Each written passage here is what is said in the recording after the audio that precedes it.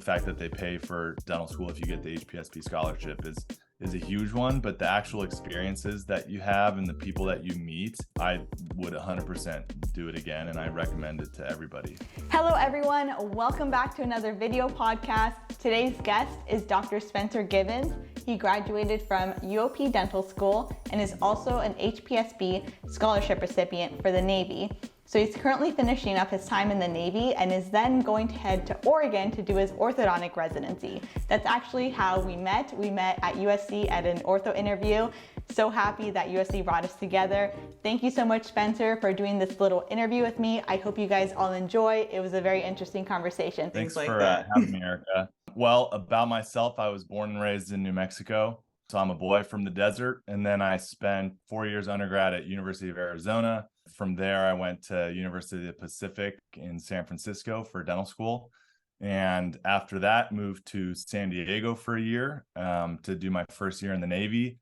From there, my wife and I moved to Japan and lived in Iwakuni, Japan for 2 years, which was just an awesome experience. And then after that, moved to Washington. So currently I'm in Washington, which is a big adjustment for me with the weather and the rain, but we're loving it. There's lots of cool outdoor activities to do, tons of skiing, tons of lake activities and things like that. So that's where we're at now. That's really neat. So you applied before entering dental school to HPSP. Okay. And then did you always know you wanted to apply to that scholarship before starting dental school? Or were you just looking? Yeah. I definitely only found out about the scholarship after I decided that I was going to go to dental school. And I kind of had a hunch that I wasn't sure that I was going to love dentistry in the first place. So I wanted to find options that would kind of give me a route out if I didn't feel like it was a career for me. And so to not have debt afterwards was a big thing for me. And really, I think the Navy scholarship or any of the military scholarships are the best deal for having that flexibility after you get out of dental school. Yeah, definitely. So since you did UOP, you only had to do 3 years of payback. Is that correct? Well, so UOP is the only 3-year dental school in the country, which is awesome. It's a fast-paced program, but it's a great program. And so, yes, you can do just 3 years of payback. But if you take a bonus through the Navy, then you have to do 4 years. So if you take the sign-on bonus, you have to do 4 years of service. If you don't take that, you only have to do 3 years of service. So how was yours? Did you do 4 years or 3 years? Yeah, absolutely. I took the sign-on bonus. I was happy to see a little bit of extra money, and another year in the military didn't seem like that big of a sacrifice. It seemed like a benefit, if anything, for a number of reasons. Yeah. Okay, that's neat. How was ODS? So after finishing dental school, you didn't have any military experience, and all of a sudden you had to train to, be in the military. How was that? Yeah, ODS was quite the experience. My grandpa flew helicopters in Vietnam, so he's the only one in my family that I met that has real military experience, but he never really brought that to the table growing up. So it was my first time being thrown into the military world, and it's definitely a unique experience, but it's definitely a lot of fun. There's a lot of camaraderie with the people who are going through ODS with you at the same time. So you meet a lot of great people. I'm still in touch with a lot of people that I met from ODS. But you wake up early, you work out, you march, you do a lot of things that you've never done before. And there's a lot of strictly regimented things that you've never really done before. And it's just sort of indoctrinating you into the Navy process and what it's like to be a Navy officer. It's definitely very unique, but made a lot of really good friends out of it, which was cool. Yeah. Are most of the people dentists that you do ODS with, or in the medical field, or all types of professions? It's a whole mix of people. So there were a lot of dentists. There's a lot of doctors, general medicine doctors, some even specialists. You have lawyers in there. You have chaplains, nurses. So anyone who's already commissioned as an officer but needs to go through the process of learning what it's like to be in the military, any of those jobs, those people end up in ODS. Okay, cool. Wow. Okay. And then you started working as a dentist, how were those experiences? What did your day-to-day look like working as a dentist Yeah. in the Well, I mean, it military? was great. My first duty station was in San Diego. So Yeah.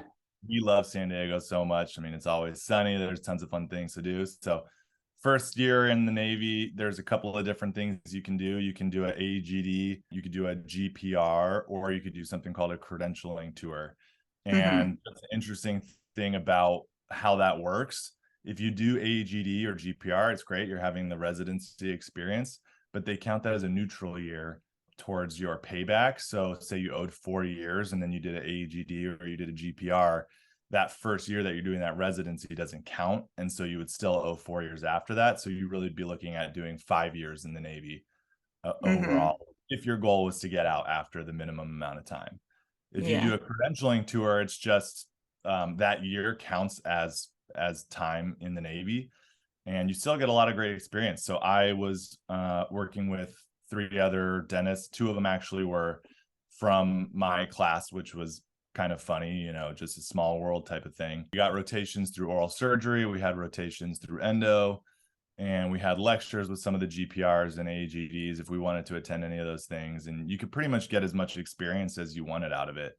So depending on how hungry you are for knowledge and to kind of build your skills, you can definitely have a lot of opportunity to do those things.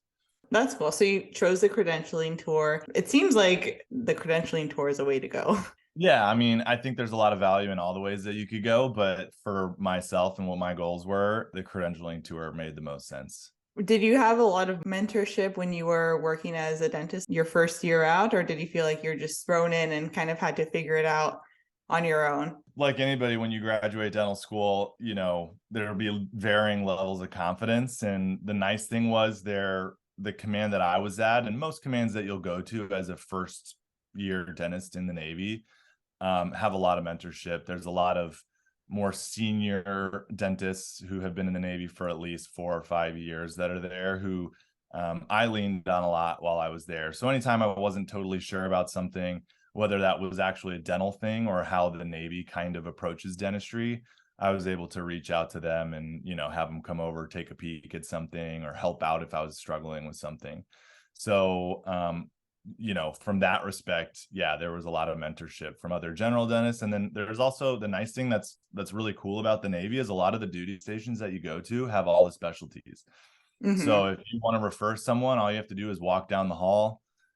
If you want help with something or you want to have someone consult on something, they just come to you and come take a quick peek, and you don't have to worry about, you know, sending them out really far or having to have some time between when they're having their treatment or when they can have their specialty care given. So that's a really nice thing about the Navy is a lot of places there are specialists on board. Yeah. Speaking about specialists, I know you can also specialize in the Navy. Did you look into Mhm. that, or did you consider that? Yeah, we considered it. And I mean, it's really cool, especially as an orthodontist. A lot of the duty stations that you'll end up at are overseas. So Mm-hmm. there's a couple in Italy and then Japan. Those are sort of the biggest ones. There's Spain. And so, yeah, I mean, to be able to go to those places and live there for a while would be totally amazing. But for where we were at with my wife and our priorities, it just made the most sense for us in our particular scenario to just go through the out service route. Yeah, makes sense. Do you have reserve time that you have to do? Like a Yeah. couple So weekends a month? when you sign your contract for the HPSP, you are agreeing to do 4 years minimum of active duty, unless you do the UOP 3-year thing.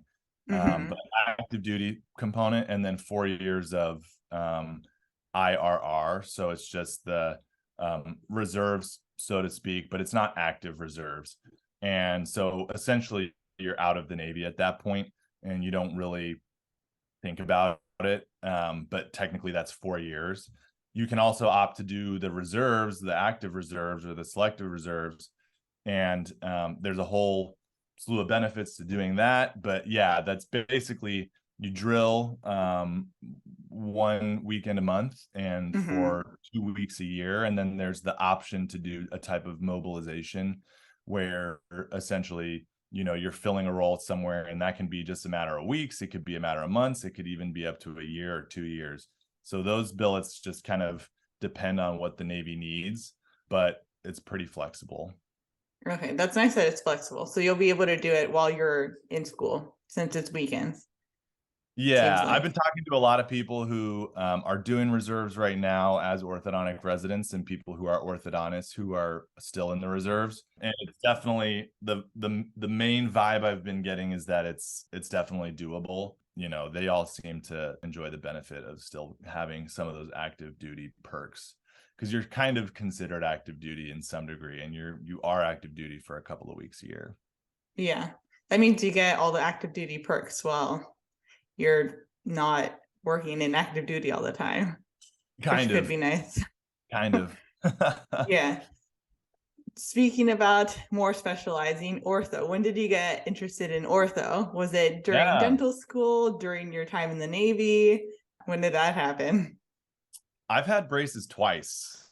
So okay, same actually. Funny, really. Yeah. And I still I don't wear my retainers. I'm a terrible patient. And I actually never really considered, even while I was getting my Invisalign done in dental school, I thought I was going to be a general dentist. I thought I would just grind and practice and become the best general dentist I could be.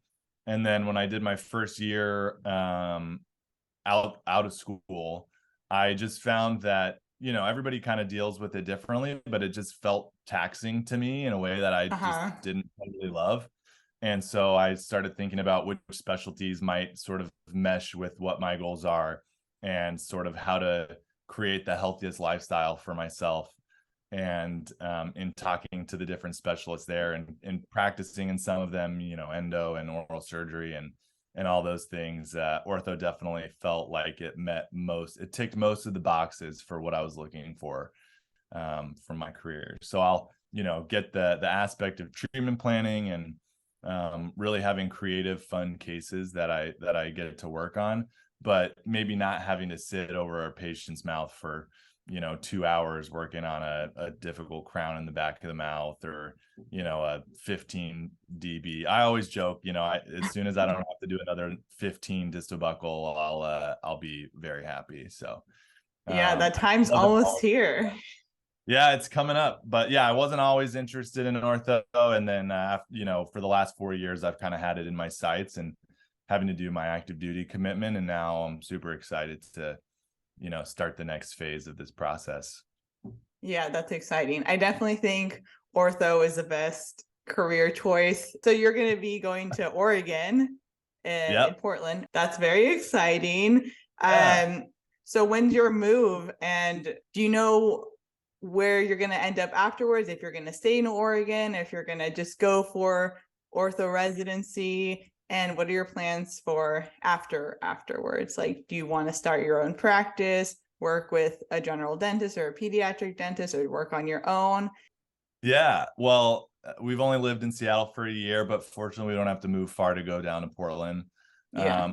OHSU is actually my top pick, so I feel super fortunate to be able to go there. They have an incredible program, and all the residents that I met were super friendly.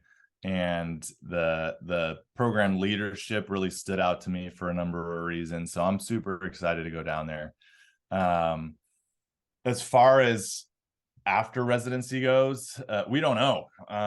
We like San Diego a lot. San Diego costs a lot to live in, but we may end up going to San Diego. But at this point in time, and I'm always flexible to other options, but at this point in time, probably going to be doing clinical orthodontics in private practice or as an associate. I'll probably try to do some sort of associate position, but the ultimate goal is to have sort of something similar to what it's been like in the Navy, which is having multiple specialists around to kind of have a good referral network within one building.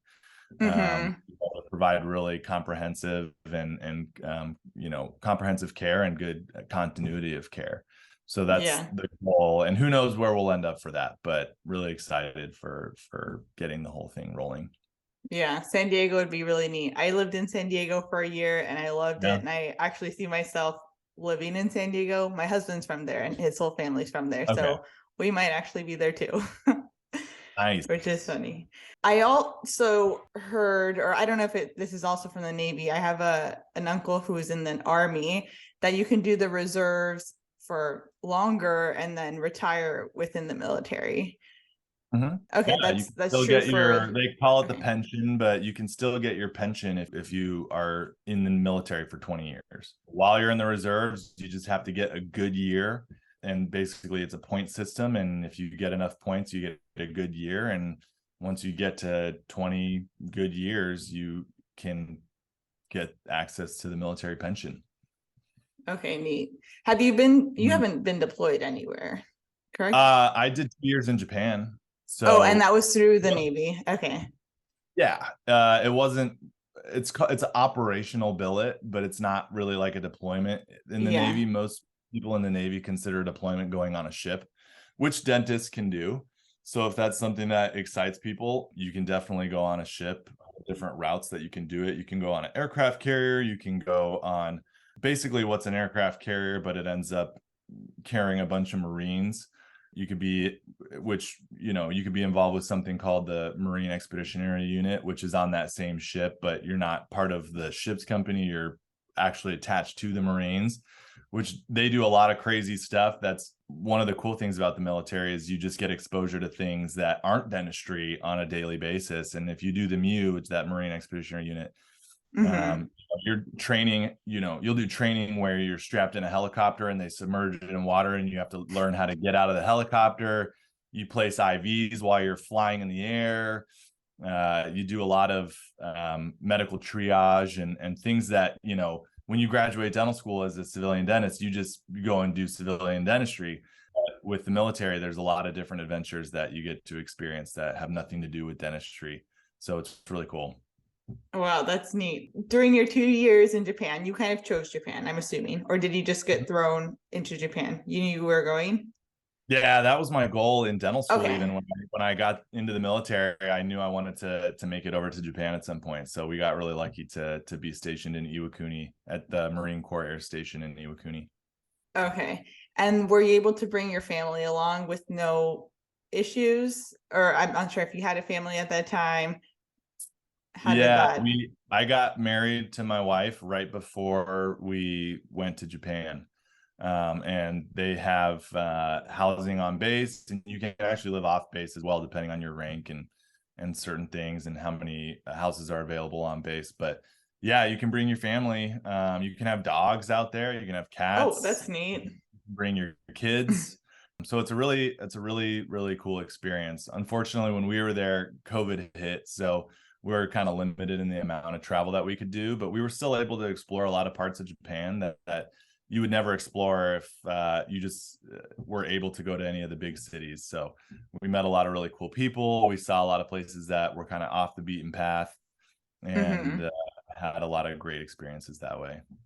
Okay, that's great. So if Yeah. you could do it all over again, if you could go back before starting dental school, would you still apply for this scholarship and go the military route? Or now knowing everything you know, would you just pay the tuition and, I don't know, travel on your own? I'd 100% do it again, without even thinking about it. I honestly wish that more people had access to information about the military and what the lifestyle is like. Because I remember when I was in dental school, a lot of people had expressed that they had interest in it, but they viewed it as giving up 4 years of their lives. I can't tell you the number Mm-hmm. of times I heard someone say, yeah, it's great that they pay for your school, but I don't want to give up 4 years of my life. Or they felt like they weren't going to get experience and become a good provider, a good clinician.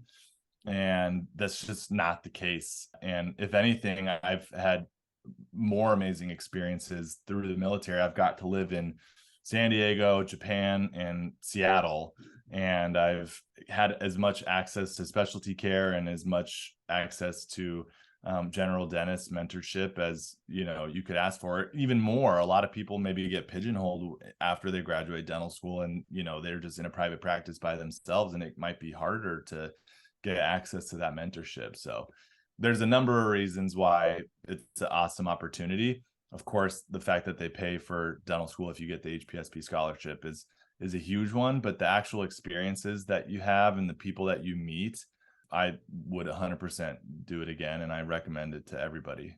Okay, yeah, that's great to know. Everyone I've asked that's been in the military has also recommended it. So that's good to know from someone who's done it, is leaving happily, and you're pursuing ortho. So very happy Yeah. for you.